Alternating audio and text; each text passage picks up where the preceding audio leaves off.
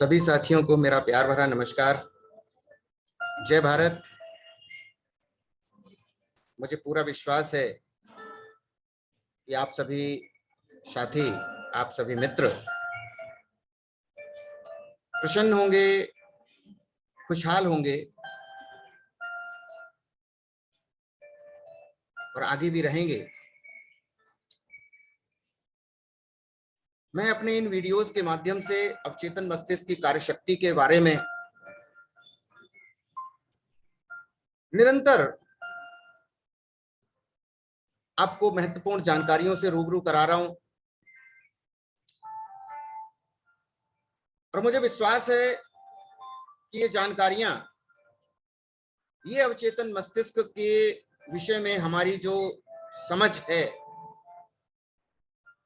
ये हमारे जीवन में खुशहाली, समृद्धि और सफलता का रास्ता अवश्य लेकर के आएगी। निरंतर इन वीडियोस को देखते रहिए, क्रम से देखते रहिए, जिससे कि अवचेतन मस्तिष्क की कार्यप्रणाली के विषय में पूरी तरीके से समझ आपको आ जाए। जैसा कि मैंने खुद अभ्यास किया है, महसूस किया है कि वास्तव में हमारे अंदर ही एक विशेष प्रकार की शक्ति हमेशा रहती है, जिसको अगर पहचान ले, समय रहते पहचान ले, तो हम जीवन में बहुत बड़ी उपलब्धियों को हासिल कर सकते हैं, जैसे कि तमाम लोग उपलब्धियों को हासिल करते हैं। तो अपने इस वीडियो में मैं परिणाम से संबंधित विषय को लेकर के उपस्थित हुआ हूं कि हम कैसे अपने मन चाहे परिणाम को प्राप्त करें। वो क्या कार्य हैं जिनकी वजह से, जिनको करके हम अपना मनचाहा परिणाम प्राप्त कर सकते हैं। और देखिए, असफलता का जो मुख्य कारण है वो आत्मविश्वास की कमी और बहुत ज्यादा प्रयत्न और कोशिश करना, बिना किसी कार्य के प्रवाह को जाने, सिस्टम को जाने। जब हम किसी भी काम की रूपरेखा को भली प्रकार से नहीं पहचान पाते हैं, तो हमें कार्य में आशातीत सफलता नहीं मिलती है। और एक बार अधिकांश लोग जो हैं वो अपने अवचेतन की कार्यशक्ति को पूरी तरीके से समझ पाने में असमर्थ होते हैं, और इसी वजह से वे अपनी प्रार्थनाओं के सटीक उत्तर जो उनको मिल सकते हैं, उनके रास्ते बंद कर देते हैं। हमें ये बात अवश्य याद रखनी चाहिए कि जब कभी भी हमारा अवचेतन मस्तिष्क किसी भी विचार को स्वीकार करता है, तब ये उस पर काम करना शुरू कर देता है, तुरंत शुरू कर देता है। ये अपने सभी संसाधनों और हमारे मस्तिष्क की तह तक जाकर पूरे मानसिक और आध्यात्मिक नियमों को, इस कार्य को पूरा करने में लगा देता। यह अवचेतन मस्तिष्क की बहुत बड़ी विशेषता है। इसको हमें समझना पड़ेगा, इस पर चिंतन करना पड़ेगा, विश्लेषण करना पड़ेगा। और विशेष चीज यह है, चिंतन और विश्लेषण से बहुत ऊपर उठ करके हमें इसकी शक्ति पर विश्वास करके बताई जाने वाली अभ्यास क्रियाओं को करना पड़ेगा। एक बार करके देखिए, परिणाम मिलता ही मिलता है। और ये जो दोनों नियम हैं, ये जो अवचेतन मस्तिष्क के कार्य की शक्ति के नियम हैं, ये दोनों पर लागू होते हैं, चाहे विचार अच्छे हों और चाहे फिर बुरे हों, दोनों पर समान रूप से लागू होते हैं। अगर हम अच्छे विचार सोचते हैं तो परिणाम अच्छा होता है, बुरे विचार सोचते हैं तो परिणाम बुरा होता है। इसी वजह से यदि हम इसको नकारात्मक रूप में उपयोग में लाते हैं, यानी अपने अवचेतन मस्तिष्क की शक्ति को नकारात्मक रूप में उपयोग में लाते हैं, तो ये हमारे लिए परेशानियां, असफलता और तमाम तरीके की उलझने लेकर के आता है। और जब हम इसे रचनात्मक रूप में उपयोग में लाते हैं, तब ये मार्गदर्शन देता है हमको स्वतंत्रता प्रदान करता है, हमको मानसिक शांति प्रदान करता है। यदि हमारे विचार सकारात्मक, रचनात्मक और प्रेम से परिपूर्ण हैं, तो सही जवाब को कोई भी नहीं रोक सकता। फिर अवश्य ही सही जवाब हमारे पास में आता है। यदि हम मन के द्वारा जबरदस्ती काम करवाने की कोशिश कर रहे हैं, तो हमें हमेशा असफलता मिलेगी। अक्सर होता है आपका प्रार्थना में मन नहीं लग रहा है, लेकिन फिर भी जो है घंटी हिलाए जा रहे हैं, दीपक को घुमाए जा रहे हैं, मन कहीं और है, मन तो प्रार्थना में लग ही नहीं रहा है।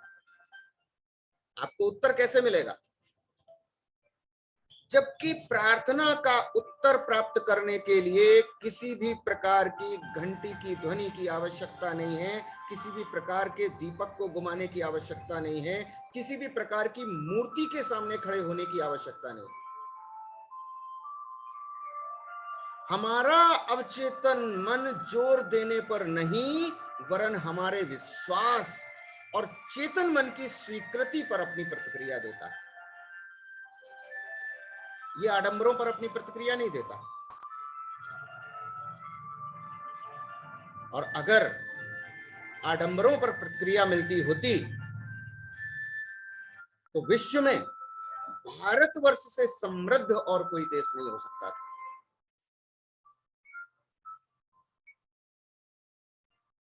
हमारे यहां प्रार्थनाएं की जाती हैं, लेकिन उचित प्रकार से नहीं की जाती। प्रार्थना की उचित प्रक्रिया को समझना पड़ेगा। तो विश्वास और चेतन मस्तिष्क की अपनी चेतन मस्तिष्क जब किसी भी चीज को स्वीकार कर लेता है, तो उसी पर हमें प्रतिक्रिया मिलती है। और इस तरह की बातों से हमें कभी भी जवाब नहीं मिलता। जैसे हमेशा सोचते रहते हैं, यार मेरी तो स्थिति बेकार होती चली जा रही है, मुझे कभी जवाब नहीं मिलेगा, मुझे कोई रास्ता नहीं सूझ रहा है, सब कुछ मेरे लिए बेकार है, मुझे पता ही नहीं क्या करना चाहिए, मैं बड़ी उलझन में हूं। जब हम इस प्रकार के वाक्यों को निरंतर दोहराते रहते हैं, निरंतर बोलते रहते हैं, तब हमें अपने अवचेतन मस्तिष्क से कोई प्रतिक्रिया या सहयोग नहीं मिलता। किसी प्रकार का कोई भी सहयोग नहीं मिलेगा, किसी प्रकार की कोई भी प्रतिक्रिया आपको नहीं मिलेगी, हमें किसी भी प्रकार का कोई भी सकारात्मक उत्तर नहीं मिलेगा, रचनात्मक सुझाव हमको नहीं मिलेगा। तो जिस प्रकार से किसी प्रकार की कोई समय सीमा तय कर दी जाती है, न तो हम आगे जा सकते हैं और ना ही वहां से पीछे जा सकते हैं। दूसरे शब्दों में कहें तो हम यहां पर कहीं भी नहीं जा रहे, कहीं भी नहीं जा रहे। जरा सोच के देखो कि अगर टैक्सी में बैठकर ड्राइवर को 5 मिनट के अंदर आधा दर्जन आपने अलग अलग दिशाएं बताई, तो क्या होगा? वो आपने एक तुरंत ही 84 देर में उसको जो है आधे दर्जन से ज्यादा दिशाएं बता दी, तो वो क्या होगा? वो बड़ी उलझन में पड़ जाएगा। जाऊं तो जाऊं कहां, पहले कौन सा रास्ता चुनूं? और जब वो व्यक्ति या ऐसी स्थिति में हम स्वयं क्यों ना हो, हम आगे बढ़ने से मना कर देते हैं। हो सकता है वो टैक्सी ड्राइवर भी मना कर दे। ऐसा ही हमारे अवचेतन मस्तिष्क के साथ काम करने पर होता है। हमारे मस्तिष्क में एक स्पष्ट विचार होना चाहिए, हमें एक निश्चित निर्णय पर पहुंचना है कि इसका उपाय है एक रास्ता। जब हम एक स्पष्ट निर्णय पर पहुंचना चाहते हैं, तो इसका उपाय क्या है? एक रास्ता। एक रास्ता हमारी बीमारी की विकट समस्या का हल है। हमारे अवचेतन के अंदर मौजूद अनंत ज्ञान से ही वह उत्तर मिल पाता है। जब हम अपने चेतन मस्तिष्क से स्पष्ट निर्णय पर पहुंचते हैं, तब हमारा मन तैयार हो जाता है और हमारे विश्वास के अनुसार ही हमें प्रेरणा मिलती है। तो the right answer is inevitable when our thoughts are positive, constructive and loving. सही उत्तर मिलना अवश्यंभावी हो जाता है, अवश्य ही मिलता है जब हमारे विचार रचनात्मक होते हैं, सकारात्मक होते हैं और प्रेम से परिपूर्ण होते हैं।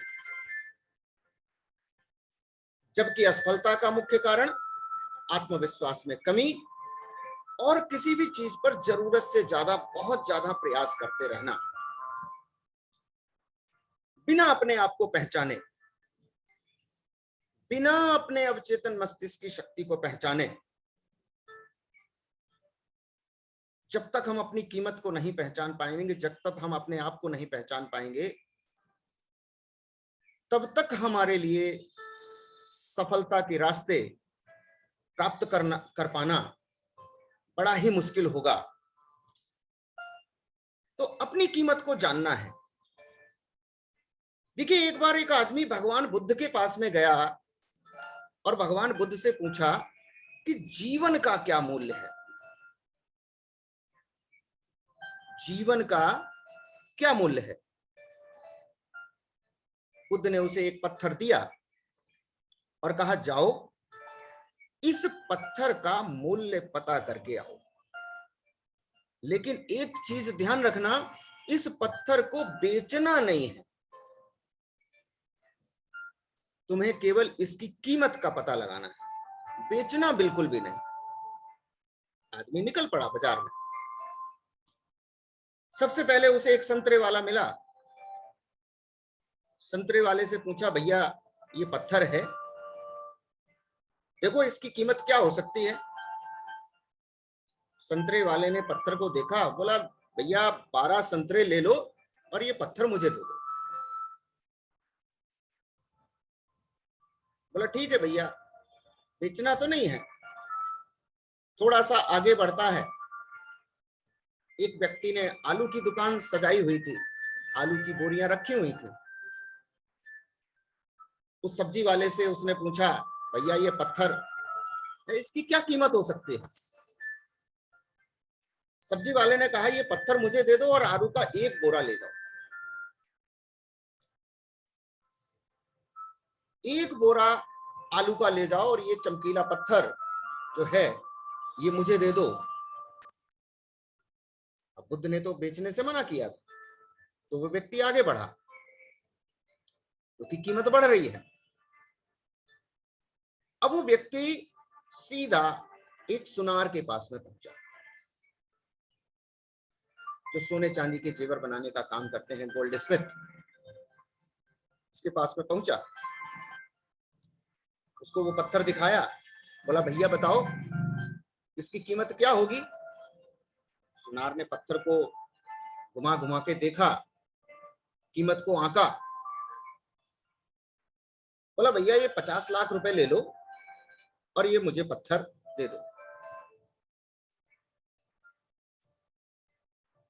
ये कोई जरूरी नहीं है ये वास्तविक फिगर हो, ये तो कहानी को समझाने का एक माध्यम है। उस समय, जिस समय की बात है ये, उस समय रुपए के नाम से मुद्राएं नहीं चलती, बस एक प्रतीक मात्र है। 50 लाख ले लो, मुझे ये पत्थर दे दो। वो जो व्यक्ति था उसने कहा, नहीं मुझे पत्थर बेचना नहीं है। बोला, अरे 2 करोड़ ले लो, ये पत्थर मुझे दे दो। बोला, नहीं। बोला, तुम अपनी तरफ से कीमत बताओ, ये पत्थर मुझे दे दो। उस व्यक्ति ने कहा कि मेरे गुरु ने ये कहा है कि इस पत्थर को बेचना नहीं है। वो व्यक्ति वहां से आगे चल पड़ा, आगे गया, एक हीरा व्यवसायी के पास में पहुंचा, एक हीरे के जौहरी के पास में पहुंचा।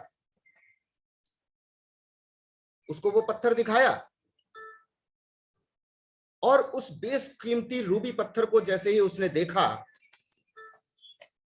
सबसे पहले तो उसने हाथ पर लिया, हाथ पर लेने के बाद में उसने एक वहां पर लाल कपड़ा बिछाया, लाल कपड़े पर उस रूबी पत्थर को रख दिया। पत्थर को रखने के बाद में उसकी परिक्रमा लगाई, उसके चारों तरफ 3-4 चक्कर लगाए और बोला, जौहरी बोला, कहां से लाए हो ये बेशकीमती पत्थर, ये बेशकीमती रूबी कहां से लाए हो? सारी कायनात, सारी दुनिया को बेच करके भी इसकी कीमत नहीं लगाई जा सकती। ये तो बेशकीमती है, इसकी कीमत तो अतुल्य है, इसका अनुमान लगाया ही नहीं जा सकता।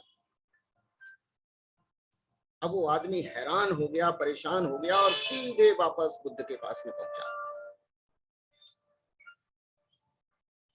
बुद्ध को उसने पूरी आप बीती सुनाई, पूरी कहानी सुना दी, पूरी कथा सुना दी, कैसे कैसे हुआ था। और बोला, आप बताओ भगवान, मानवीय जीवन का क्या मूल्य है? बुद्ध बोले, संतरे वाले को दिखाया, उसने इसकी कीमत 12 संतरे की लगाई। सब्जी वाले के पास में गया, उसने इसकी कीमत 1 बोरा आलू लगाई। सुनार के पास में गए तो सुनार ने 2 करोड़ की कीमत लगाई और जौहरी ने इसे बेशकीमती बताया। ऐसा ही मानवीय जीवन का मूल्य होता है।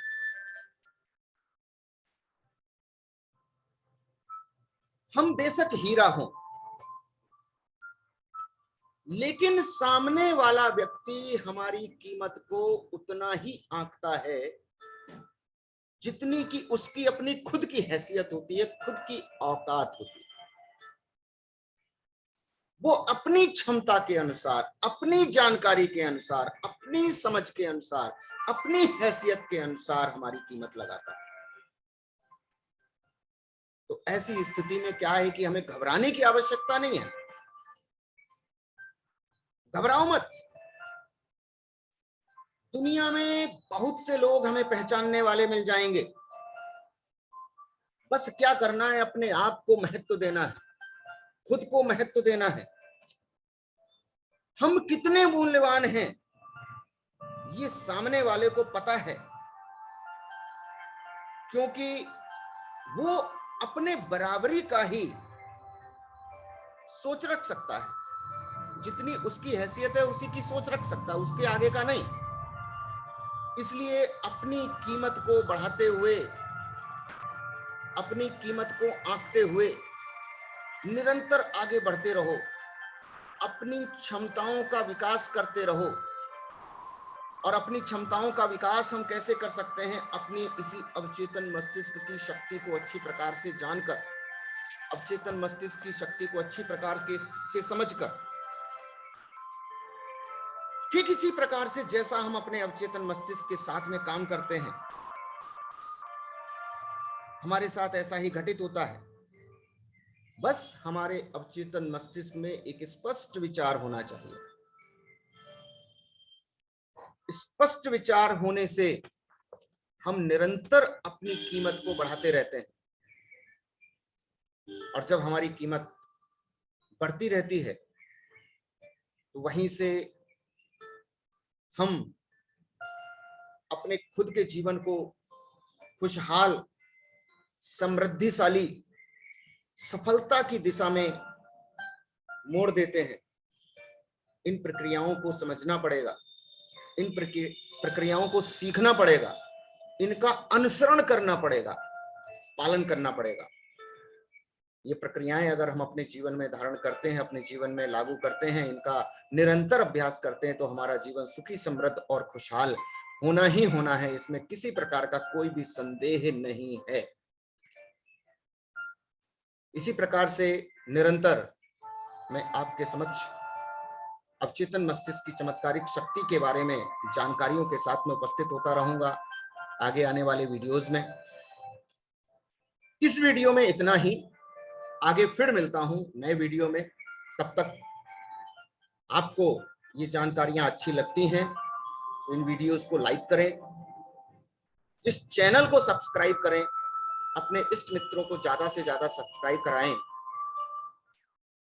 कृपया इस काम को, ये चैनल को सब्सक्राइब करवाना, वीडियोस को देखना और लाइक करना इसको शेयर करना, इसको एक समाज सेवा का कार्य मानकर कर सकते हैं। मैं वीडियोस बनाने में मेहनत कर रहा हूं, आपको केवल शेयर करना है, इतना काम तो आप कर ही सकते हैं। इतना करने से ही आप किसी के जीवन में खुशहाली का रास्ता तैयार कर सकते हैं। तो प्लीज इनको ज्यादा से ज्यादा शेयर कीजिए, लाइक कीजिए, चैनल को सब्सक्राइब कीजिए। Thank you very much. मिलता हूं अगले वीडियो में। जय भारत।